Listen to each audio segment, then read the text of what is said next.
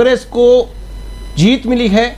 प्रियंका गांधी ने आभार व्यक्त किया है जनता का। जी आपको बता दें कि 9 मई 2024 को भाषण जो दिया था प्रियंका गांधी ने अमेठी के कार्यकर्ता सम्मेलन में, उसमें उन्होंने ये कहा था कि अमेठी का चुनाव हम जीतेंगे, ये वचन है मेरा। और कहीं ना कहीं उनका ये वचन पूरा होता हुआ दिखाई दे रहा है। तो मैं ये इसी से रिलेटेड सवाल आपसे पूछ रही थी श्याम जी, कि जो स्टार प्रचारक हैं, जो जिम्मेदारी लेते हैं सीटों की, वहां अगर पार्टी अपना सीट लूज करती है तो उस स्थिति में क्या एक्शन लिया जाएगा? देखिए, स्टार प्रचारक जो होते हैं वो आपका सपोर्टिंग सिस्टम है।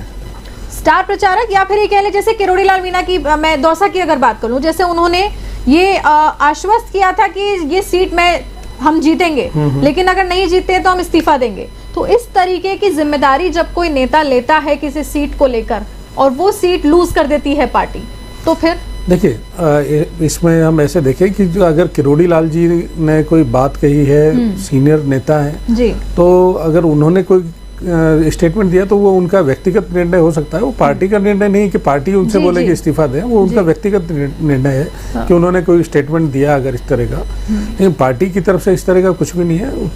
उन्होंने भरसक प्रयास जो हो सकते थे पार्टी को जिताने के लिए किए, वहाँ पे वह पूरी मेहनत की। बिल्कुल। इसके अलावा श्याम जी, जिस प्रकार से आप कह रहे हैं कि आत्मचिंतन करने की जरूरत है, मंथन करने की जरूरत है, तो जो नतीजे आ रहे हैं उन नतीजों को देख करके तो 10 साल का जो रिपोर्ट कार्ड आप कह रहे हैं कि हमारे रिपोर्ट कार्ड के आधार पर हम 400 पार जा रहे हैं, तो उस रिपोर्ट कार्ड को भी चेक करने की जरूरत है। यहाँ पर जनता की जो उम्मीदें हैं वहां उस उम्मीदों पर 100% खरे नहीं उतरे। जो रिजल्ट है वो रिजल्ट 400 पार नहीं ले जा रहे। इसका मतलब है कि उस पर भी मंथन करने की जरूरत है।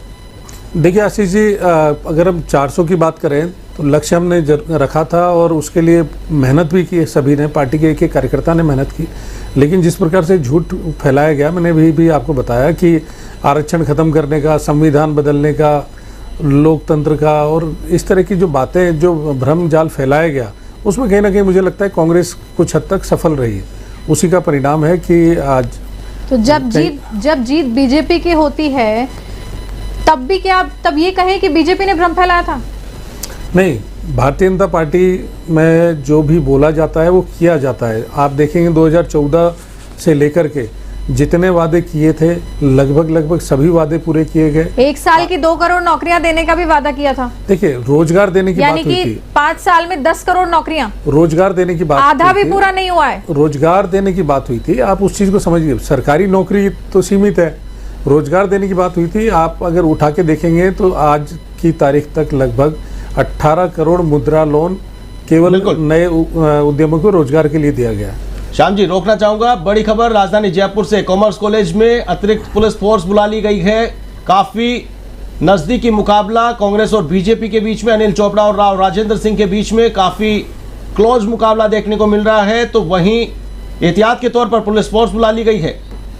बीजेपी कार्यालय का रुख कर लेते हैं। हमारे वरिष्ठ संवाददाता दुर्गेश भटनागर हमारे साथ लाइव जुड़े हैं। दुर्गेश, बीजेपी प्रदेश कार्यालय के बाहर आप मौजूद हैं। हालांकि एनडीए गठबंधन सत्ता के करीब नजर आ रहा है, लेकिन राजस्थान में जो लॉस हुआ है, राजस्थान में जो डैमेज हुआ है, मिशन 25 पर जो हैट्रिक बनाने की बात की जा रही थी उसको 50% का घाटा हुआ है।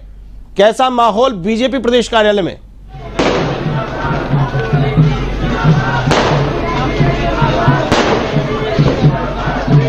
देखिए आशीष, आपको बता दें अभी हम बीजेपी कार्यालय में हैं और आप पटाखों की आवाज़ सुन रहे होंगे। अभी थोड़ी देर पहले प्रदेश अध्यक्ष सीपी जोशी जो है मीडिया से मुखातिब हुए हैं और जनता का आभार उन्होंने जताया कि जो मैंडेट दिया है वो स्थिरोधार्य है और जनता का जो है इस मैंडेट के लिए उन्होंने जो है वो शुक्रिया अदा किया।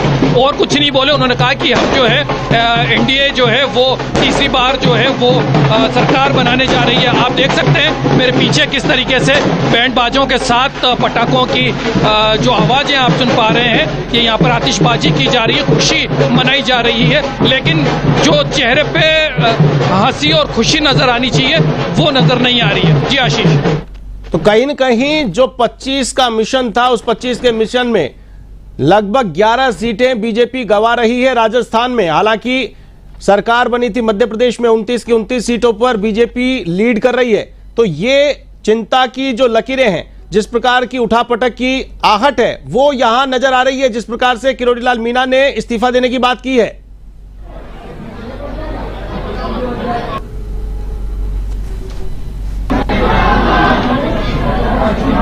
ये बहुत गंभीर विषय है और सबसे बड़ी बात यह है कि बीजेपी को लग रहा था कि यहाँ पर जो है 25 सीटें आसानी से जीती जा सकती है, क्योंकि 2 बार जो है क्लीन स्वीप जो है वो बीजेपी यहाँ कर चुकी थी। लेकिन पहले और दूसरे जो राउंड के जो चुनाव हुए, जिस तरीके से वोट परसेंटेज वहाँ यहाँ घटा, वो एक चिंता का विषय था और यही कारण था कि जो है 400 का जो नारा लेकर बीजेपी चल रही थी, तो जो कार्यकर्ता है पहले दूसरे जो राउंड में जो मतदान हुआ उसमें जो है वो सोचते हुए नजर आए और इसी कारण से जो है वो बड़ा जो है वो लॉस बीजेपी को हुआ और यही कारण है कि ये अब नतीजों में नजर आ रहा है कि 11 सीटों पर लॉस जो है वो बीजेपी को होता हुआ नजर आ रहा है।